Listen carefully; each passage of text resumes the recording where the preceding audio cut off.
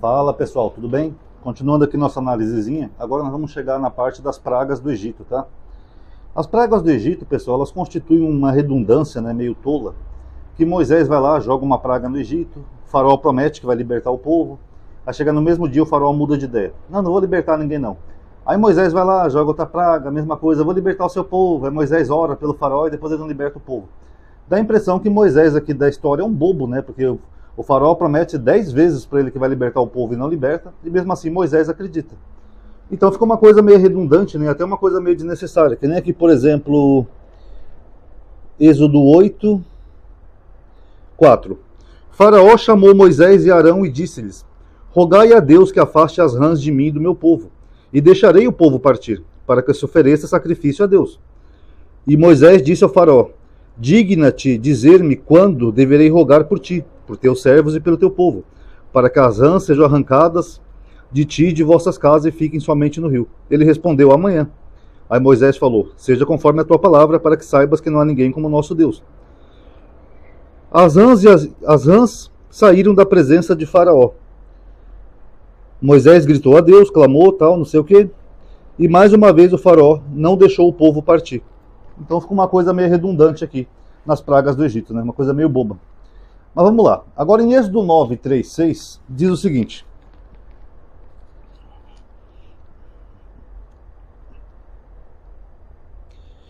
eis que a mão do Senhor ferirá os rebanhos que estão nos campos, os cavalos, os jumentos, os camelos, os bois e as ovelhas, com uma peste muito grave. Deus separará todo o rebanho de Israel do rebanho dos egípcios, e nada perecerá do que pertence aos israelitas. E Deus fixou o tempo, dizendo: amanhã fará isso no país. Então o que Moisés está dizendo aqui? Que Deus ia ferir. Só para anotar aqui para vocês verem. Os rebanhos, os cavalos, os rebanhos,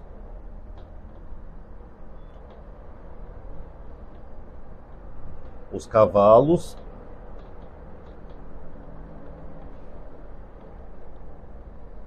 os jumentos,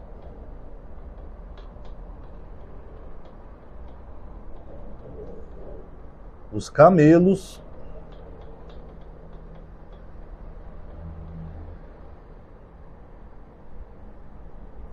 os bois e as ovelhas.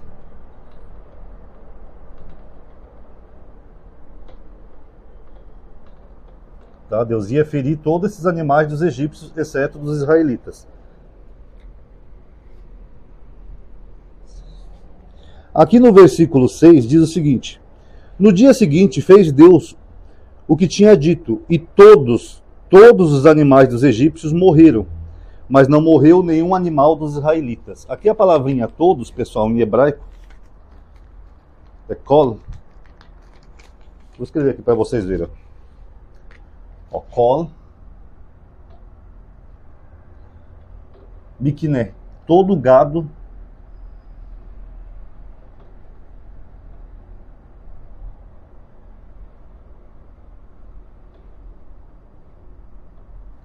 aqui é todo gado.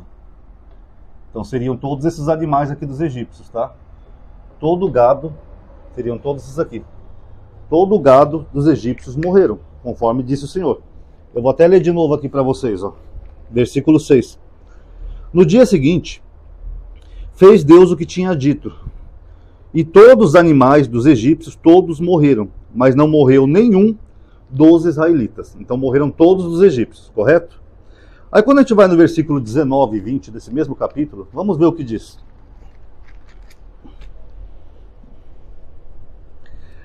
Agora, pois, manda recolher os teus animais e tudo que tens no campo, porque os homens e os animais que se acharem no campo, e não se recolherem a casa, ao cair sobre eles a chuva de pedra, morrerão. Aqueles dentre os servos do faraó, que temeram a palavra de Deus, apressaram-se em fazer entrar para casa os seus servos e os seus rebanhos. Pergunta: como que os servos do faraó guardaram os seus rebanhos, se eles tinham morrido todo aqui no versículo 6? Quem quiser pode ver na sua Bíblia, aqui, ó. Êxodo 9, 6. Tinham morrido todos. Então como que na próxima praga Até os servos dos egípcios guardaram seus animais e seu gado. Eles não morreram todos ali no versículo 6? Complicado, né, pessoal? Já em Êxodo 10:7, tem só uma curiosidade aqui, mas nós vamos continuar aqui dos animais ainda, tá?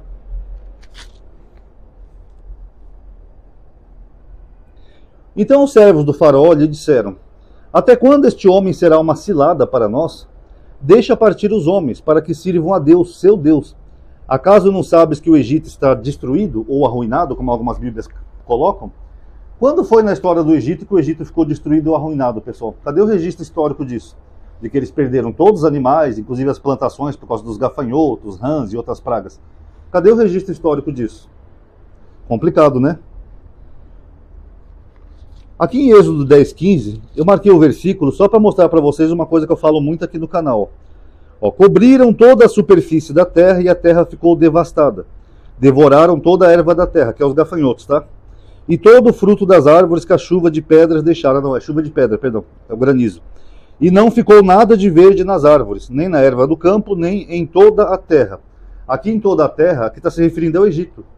É que eu já falei em vários vídeos que quando a Bíblia fala toda a terra, não é todo o planeta. Aqui é mais uma evidência, tá? Aqui é Kol Eretz, em hebraico, tá?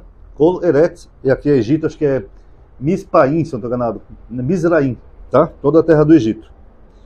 Aí no versículo 24 e 26, vamos ver o que diz. Viu? Isso é uma leitura crítica da Bíblia, pessoal. A gente vai analisando cada detalhezinho. Faraó chamou... Ah, não, isso aqui eu vou deixar para depois, que tem um malabarismo aqui que os crentes fazem, tá? Vamos ver aqui Êxodo 11:4. Assim disse Deus: à meia-noite eu passarei pelo meio do Egito, e todo primogênito morrerá na terra do Egito, desde o primogênito do faraó, que deveria sentar-se em seu trono, até o primogênito da escrava, que está a mó, e até mesmo os primogênitos do gado. Bom, o próprio Deus está dizendo que vai descer no Egito. Ele vai passar e vai matar todos os primogênitos do gado. Que primogênito que ele vai matar, se aqui no capítulo 9 já tinha morrido todo o gado dos egípcios? Complicado, né, pessoal? E note que é o próprio Deus que diz que vai passar aqui no meio do Egito, correto? Mas aí diz o seguinte. No capítulo 12, a partir do versículo 7, diz assim: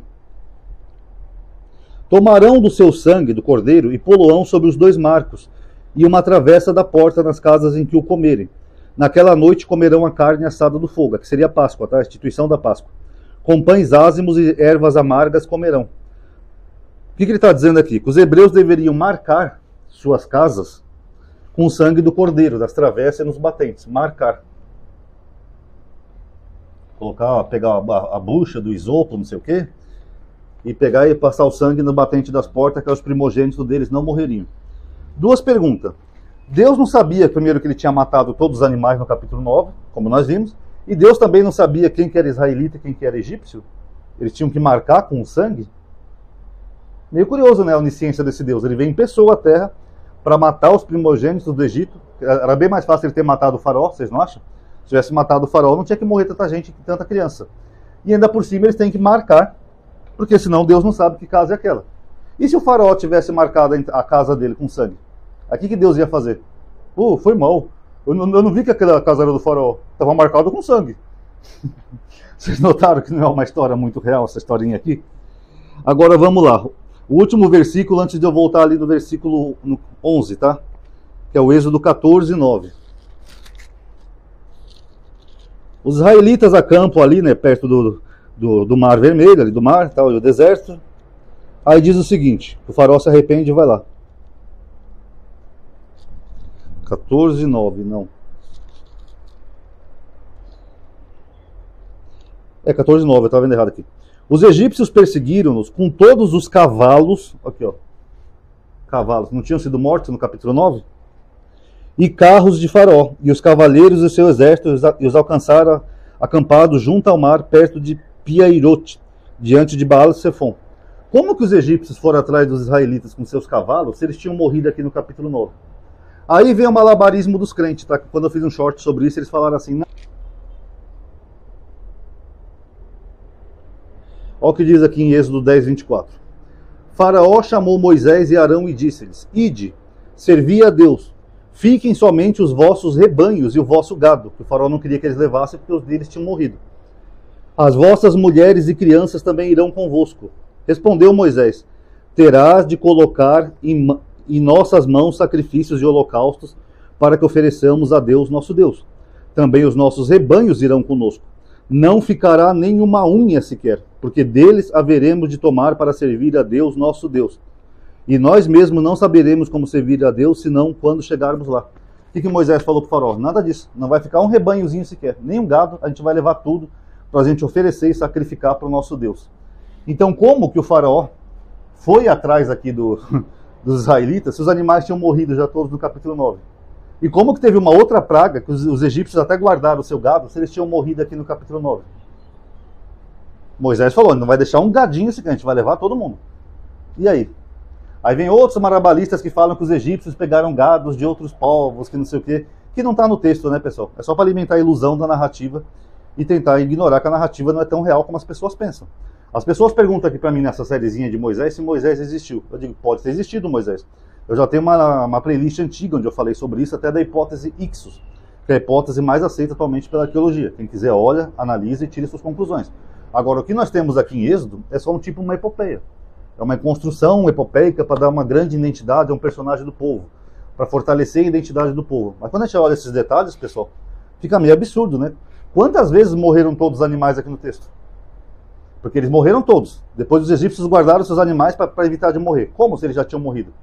E aí depois, ainda vão lá o faraó com seus cavalos perseguir os israelitas. Que cavalos? Complicado, né, pessoal? Então a gente vê que é só uma construção epopeica de um povo, tá bom? Espero que tenha dado para entender, espero que tenham gostado. Quem gostou, pessoal, dá um like aí, tá bom? Isso ajuda a aumentar a atividade, alcance, engajamento. Comente também o que vocês acharam, tá bom?